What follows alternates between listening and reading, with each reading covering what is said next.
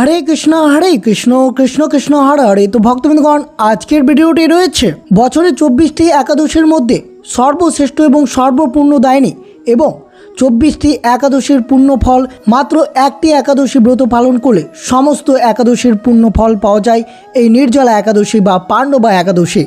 যে সকল কৃষ্ণ ভক্তরা এই একাদশী ব্রতটি 2026 সালের 25শে জুন বৃহস্পতিবার ব্রতটি পালন করেছেন, তারা কবে এবং কখন পালন করবেন, আর যে সকল ভক্তরা 26শে জুন শুক্রবার এই নির্জলা একাদশী অর্থাৎ পাণ্ডবা একাদশী ব্রতটি পালন করেছেন, তারা কখন এবং কিভাবে পালন করবেন।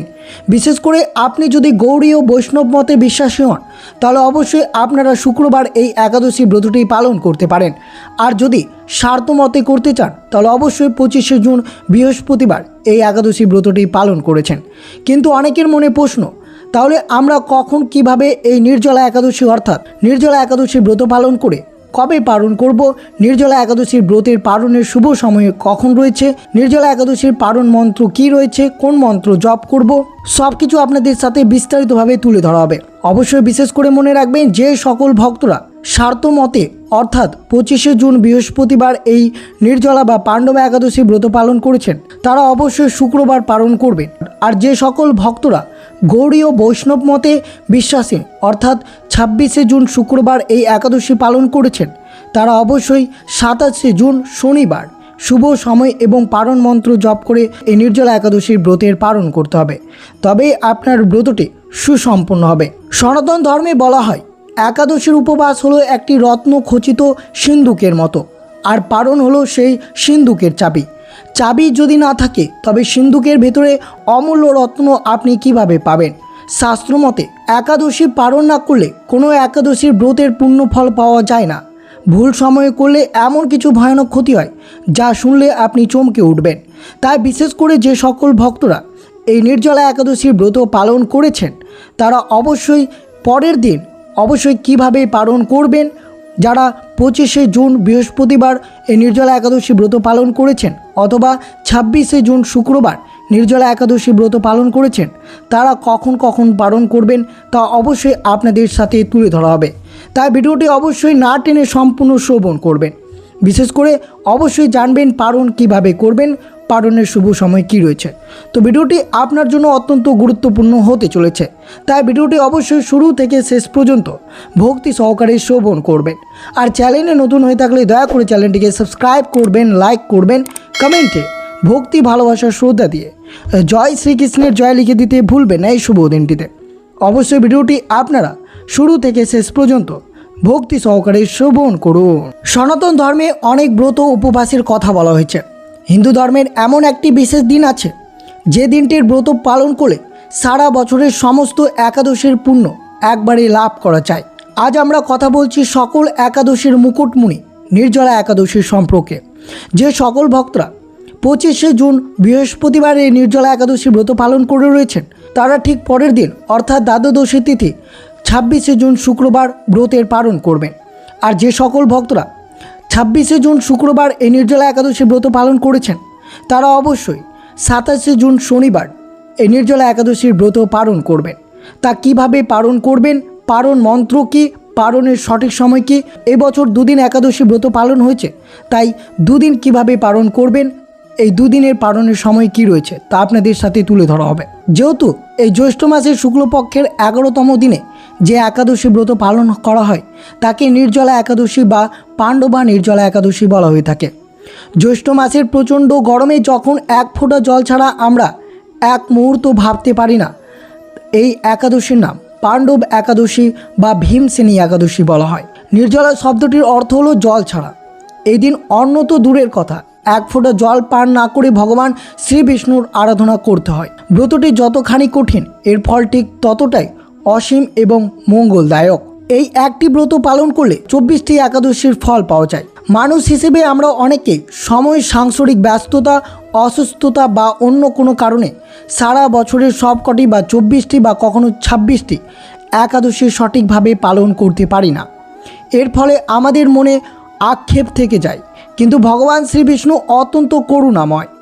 মহর্ষি ব্যাসদেব স্বয়ং ভীমসেনকে বলেছিলেন, যদি কোনো মানুষ সারা বছর একটি একাদশী পালন করতে না পারে, কিন্তু কেবল জ্যৈষ্ঠ মাসের এই নির্জলা একাদশীর দিন নিষ্ঠা ভরে এক ফোঁটা জল পান না করে উপবাস করে, তবে সে সারা বছরের সমস্ত একাদশীর পুণ্য একসাথেই লাভ করবে।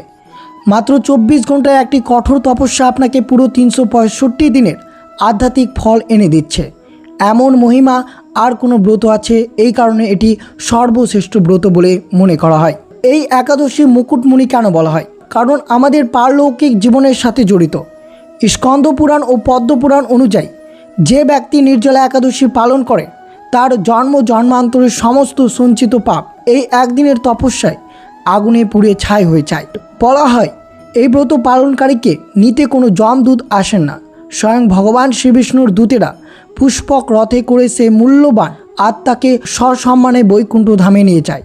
অর্থাৎ এই ব্রত হলো মোক্ষ এবং মুক্ত লাভের সবচেয়ে শক্তিশালী ও সরাসরি পথ। তাই এই নির্জলা একাদশী মুকুটমণি কেবল একটি নাম নয়, এটি নির্জলা একাদশীর অসীম শক্তি, সর্বোচ্চ ত্যাগ এবং চূড়ান্ত করুণার প্রতীক। কিন্তু এবার মূল বিষয়ে প্রবেশ করা যাক, অর্থাৎ নির্জলা একাদশীর পালন কিভাবে করা যায়, কখন পালন করবেন। যে সকল ভক্তরা 25শে জুন বৃহস্পতিবার এই নির্জলা একাদশী ব্রত পালন করে রয়েছেন তারা কখন পালন করবেন, আর যে সকল ভক্তরা 26শে জুন শুক্রবার এই নির্জলা একাদশী ব্রত পালন করে রয়েছেন তারা কখন পালন করবেন। যেহেতু নির্জলা একাদশীর মতো এত কঠিন একটি ব্রত পালনের পর তার পালন বা ব্রতর ভঙ্গ নিয়ম অত্যন্ত গুরুত্বপূর্ণ। শাস্ত্রে বলা হয় সঠিক নিয়মে পালন না করলে একাদশীর সম্পূর্ণ ফল পাওয়া যায় না।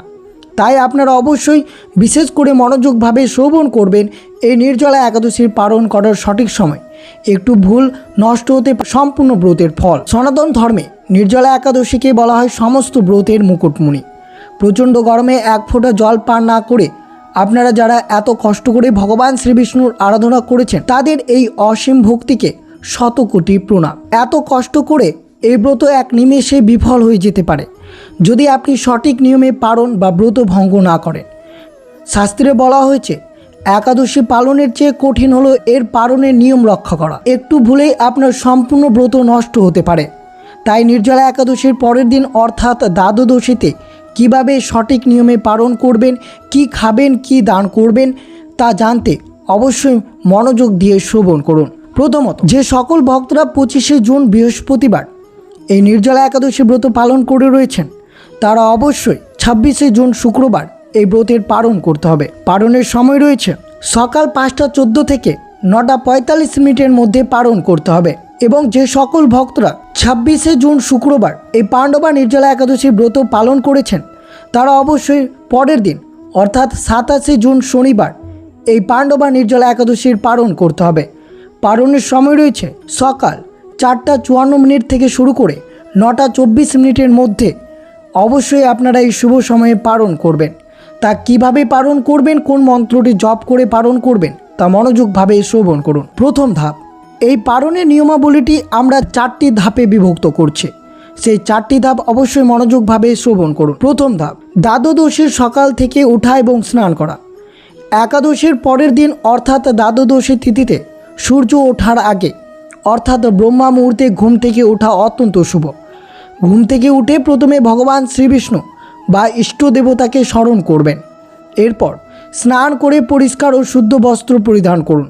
মনে রাখবেন পালনের দিন মন এবং শরীর দুই অত্যন্ত পবিত্র রাখা প্রয়োজন। দ্বিতীয় ধাপ, স্নান শেষে আপনার বাড়ির ঠাকুর ঘরে গিয়ে ভগবান শ্রীবিষ্ণু এবং মা লক্ষ্মীর সামনে একটি ঘৃতের প্রদীপ প্রজ্বলন করবেন। তাদের চরণে সুগন্ধি ফুল, চন্দন এবং অবশ্যই তুলসী পাতা অর্পণ করবেন। যে সকল ভক্তরা 25শে জুন বৃহস্পতিবার এই নির্জলা একাদশী ব্রত পালন করেছেন তারা অবশ্যই ঠিক পরের দিন অর্থাৎ শুক্রবার আপনাদেরকে এই অম্বুবাচী নিবৃত্তি রয়েছে, তাই সমস্ত কিছু আপনারা পুজো অর্চনা সঠিকভাবে করতে পারেন। কিন্তু মনে রাখবেন তাদের চরণে সুগন্ধি ফুল, চন্দন এবং অবশ্যই তুলসী পাতা অর্পণ করবেন। এরপরে ভক্তি ভরে বিষ্ণু মন্ত্র বা ওম নমঃ ভগবতে বাসুদেবায় জপ করবেন এবং আপনার ব্রত যেন সফল হয় তার জন্য ভগবানের কাছে প্রার্থনা জানাবেন। তৃতীয় ধাপ, প্রিয় দর্শক, নির্জলা একাদশীর পালন দান ছাড়া অসম্পূর্ণ। যেহেতু এই ব্রত আপনি নিজে তৃষ্ণার্ত থাকছেন তাই পালনের আগে কোনো ব্রাহ্মণ বা অভাবী মানুষকে জল দান করা সবচেয়ে বড় পুণ্য হতে পারে। শাস্ত্রমতে এই দিন মাটির কলসিতে জল ভরে সাথে একটু গুড়, মিষ্টি, ফল, ছাতা বা হাত পাকা দান করলে ভগবান অত্যন্ত প্রসন্ন হন। আপনার সামর্থ্য অনুযায়ী চাল, ডাল বা বস্ত্র দান করতে পারেন। দান করার পর নিজে অন্ন বা জল গ্রহণের অধিকার জন্মায়। এরপর চতুর্থ ধাপ, ব্রতভঙ্গ বা পারণ কী দিয়ে করবেন। এই বিষয়টি আপনাদের জন্য অত্যন্ত শুভ বা অত্যন্ত মনোযোগভাবে শ্রবণ করবেন। এই বিষয়টি আপনারা না টেনে ভক্তিভাবে শ্রবণ করুন। পারণের সবচেয়ে গুরুত্বপূর্ণ এবং সংবেদনশীল পর্যায় ব্রতভঙ্গ বা পারণ কী দিয়ে করবেন এই নির্জলা একাদশীর। টানা 24 ঘন্টার বেশি সময় ধরে প্রচণ্ড গরমে এক বিন্দু জল পান না করে আপনার যখন শরীর ক্লান্ত কিন্তু আত্মা পরম তৃপ্তি, তখন আপনার ঠোঁটে ছুঁয়ে প্রথমে কোন জিনিসটি ভেতরে যাওয়া উচিত। অনেকেই মনে করেন উপবাস শেষ, এবার যা খুশি তাই খেয়ে পেট ভরানো চাই, কিন্তু না, এখানে সবচেয়ে ভুলটি আমরা করে ফেলি। তার ফলে ব্রতটি সম্পূর্ণরূপে নষ্ট হয়ে যায়। সনাতন ধর্ম এবং আয়ুর্বেদে উভয় শাস্ত্রে নির্জলা একাদশীর ভঙ্গের কিছু অত্যন্ত কড়া বা সুন্দর নিয়ম বলা হয়েছে। ভুল খাবার দিয়ে ব্রত ভঙ্গ করলে আপনার এত কষ্টের উপবাসের ফল তো নষ্ট হবেই, সাথে শরীরের ক্ষতি হতে পারে। তাই সঠিক নিয়মটি কী রয়েছে এটি আমরা তৃতীয় পর্যায়ে ভাগ করব। প্রথম পর্যায়ে রয়েছে, যেহেতু এটি নির্জলা একাদশী, অর্থাৎ আপনার শরীরে দীর্ঘ সময়ের জল স্পর্শ পায়নি, তাই পারণের শুরুতেই কোনো ভারী খাবার একবারে খাওয়া উচিত নয়। পারণ শুরু করতে হবে জল দিয়ে, তবে সেই জল নয়। সবার প্রথমে ভগবান শ্রীবিষ্ণুর স্নান করানো পবিত্র চরণামৃত পান করে আপনার ব্রত ভঙ্গ করা উচিত। যদি চরণামৃত না থাকে তবে একটি তামার পাত্রে পরিষ্কার জল নিয়ে তাতে কয়েকটি তুলসী পাতা দিয়ে শ্রীবিষ্ণুর চরণে নিবেদন করুন। তারপর সেই অমৃততুল্য তুলসী জল 3 বার পান করে পারণ করুন। এরপর পারণ মন্ত্র 3 বার পাঠ করতে হবে। যদি আপনারা পারণ মন্ত্র পাঠ না করেন তাহলে ব্রতের কোনো পূর্ণ ফলাফল পাওয়া যায় না। সেই নির্জলা একাদশীর পারণ মন্ত্র কী তা অবশ্যই আপনারা শ্রবণ করুন। অবশ্যই আপনারা খাতায় নোট করে নিতে পারেন। মন্ত্রটি হচ্ছে, একাদশং নিরাহার ব্রত নারেন কেশব প্রসিদ্ধ সমুখনাথ জ্ঞান দৃষ্টি প্রদভব। একাদশং নিরাহার ব্রত নারেন কেশব প্রসিদ্ধ সমুখনাথ জ্ঞান দৃষ্টি প্রদভব। হে কেশব, হে নাথ, আমি এই নির্জলা একাদশীর দিন জল ছাড়া এবং সম্পূর্ণ ফল মূল ছাড়া ব্রত পালন করেছি। আপনি আমার প্রতি প্রসন্ন হন এবং আমাকে জ্ঞান চক্ষু প্রদান করুন। এভাবে 3 বার মন্ত্র পাঠ করে পারণের সময় আপনাদের তুলে ধরা হয়েছে। তারা অবশ্যই পারণের শুভ সময়ে আপনাদেরকে পারণ করতে হবে।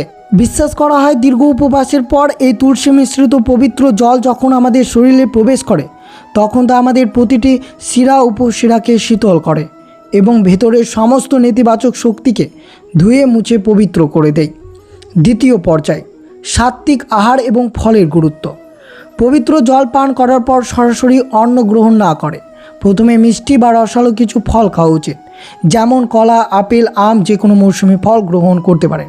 ভগবানকে নিবেদন করা যে কোনো মিষ্টি বা ফল প্রসাদ হিসেবে গ্রহণ করে পারণের জন্য অত্যন্ত শুভ হতে পারে। কিন্তু এই দিন আপনাদেরকে মনে রাখতে হবে, কোনোভাবেই আপনারা আমিষ খাবার গ্রহণ করবেন না, সম্পূর্ণ সাত্ত্বিক খাবার গ্রহণ করতে হবে, তবে আপনার এই মহাব্রতটি সম্পূর্ণ হবে। এইভাবে যদি আপনারা এই নির্জলা একাদশীর পালন করেন তা অত্যন্ত শুভ হতে পারে আপনাদের জন্য।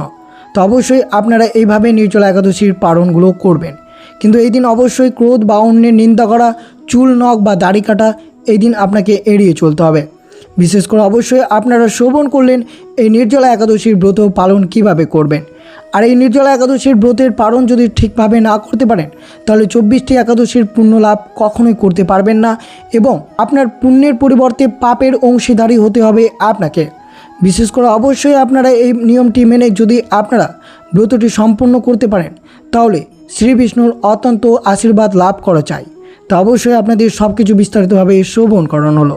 তার সাথে অবশ্যই আজকের দিনে শ্রবণ করবেন এই নির্জলা একাদশীর ব্রত কথাটি, যেটি সকল ভক্তদেরকে এই পারণের দিন শ্রবণ করা উচিত। এই নির্জলা একাদশীর ব্রত কথাটি পাণ্ডবদের নিয়ম ছিল, প্রতি একাদশীর দিন যুধিষ্ঠির, অর্জুন, নকুল, সহদেব, এমনকি মাতা কুন্তী এবং দ্রৌপদীও অত্যন্ত নিষ্ঠার সাথে উপবাস করতেন।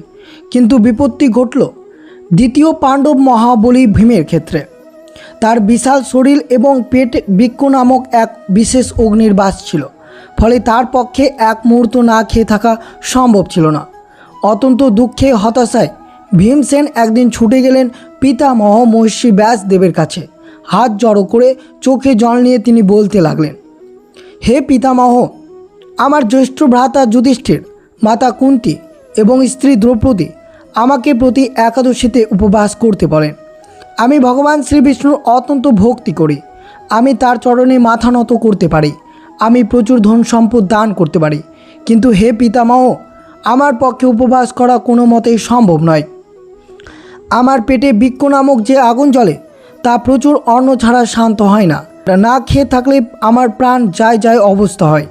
হে মুনিবর, আমি কি তবে শ্রীহরির কৃপা থেকে বঞ্চিত হব? আমাকে এমন কোনো সহজ উপায় বলে দিন যাতে সারা বছর উপবাস না করে ভগবান বিষ্ণুর আশীর্বাদ লাভ করতে পারে এবং স্বর্গে যেতে পারে। মহর্ষি ব্যাসদেব বললেন। ভীমসেন এই সরলতা আক্ষেপ দেখে মহর্ষি ব্যাসদেব মৃদু হাসলেন।